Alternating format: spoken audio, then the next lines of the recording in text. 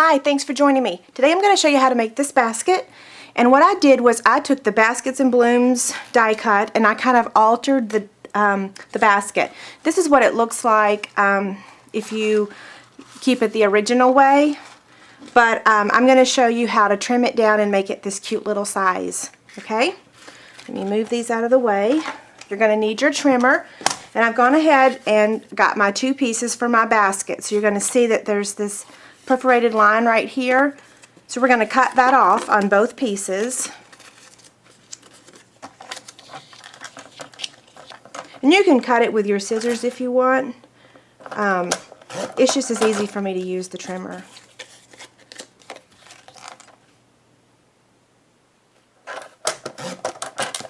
Okay, so the next step, I'm going to take this orange blade off because I'm going to use the scoring blade now. And I'm going to line up the edge of the top of the basket to the 3/4 inch mark on this right side. So line this up to the top. And then, you know what, I'm going to zoom in so you can really see this. Let's see. I'll have to move this down a little bit more. Okay, I think that's good. Okay, so I'm going to line the top up to this 3/4 inch. And then I'm going to line the bottom up to the 1/2 inch, okay? And then I'm going to score.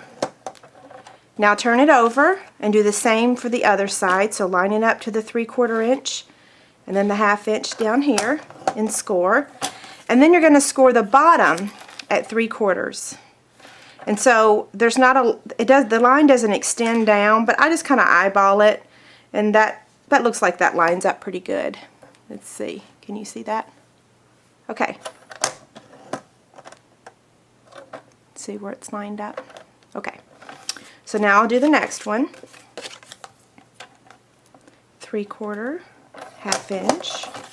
Flip it over. 3/4, 1/2 inch. And then the bottom at 3/4. Because it has that curved edge, it's kind of hard to get that. But I got it. Now we're going to stamp the snowflakes on here using our craft white ink. And I can't remember the name of the stamp set right this second. It's in our holiday mini, but I'll make sure I post it on the screen. Okay, so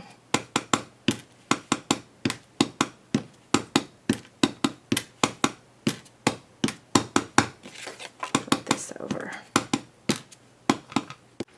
Next, you're going to fold it on the score lines. Oops. I didn't give that craft ink time to dry, so some of it will get wiped off with my fingertips. Okay, so now what you're going to do is cut up to the score line on this piece. Okay? And then this piece, you're actually going to cut that square out. Okay?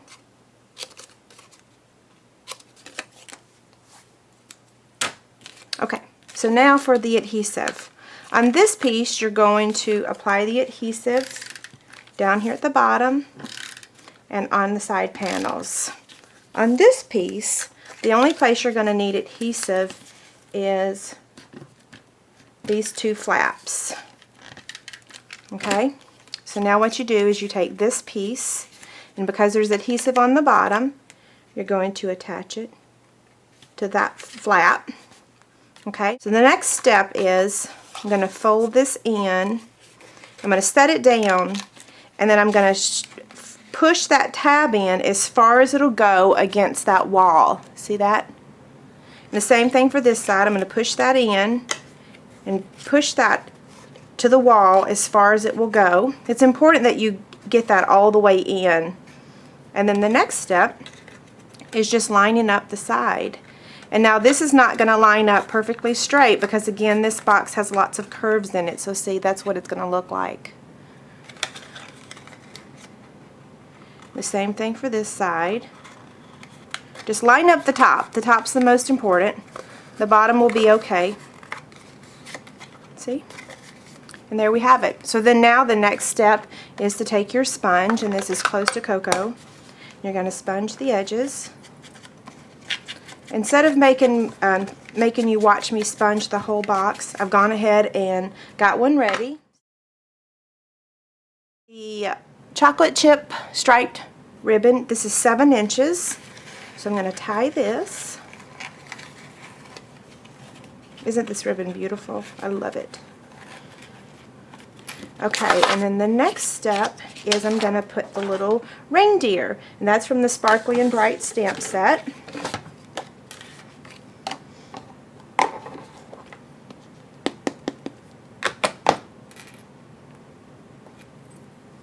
Okay, now I'm going to punch him out with the 1 1/4 circle punch. And then color his nose with the red marker.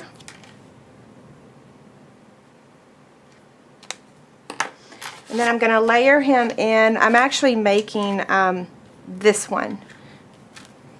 I could put both of these in the camera. They're both cute.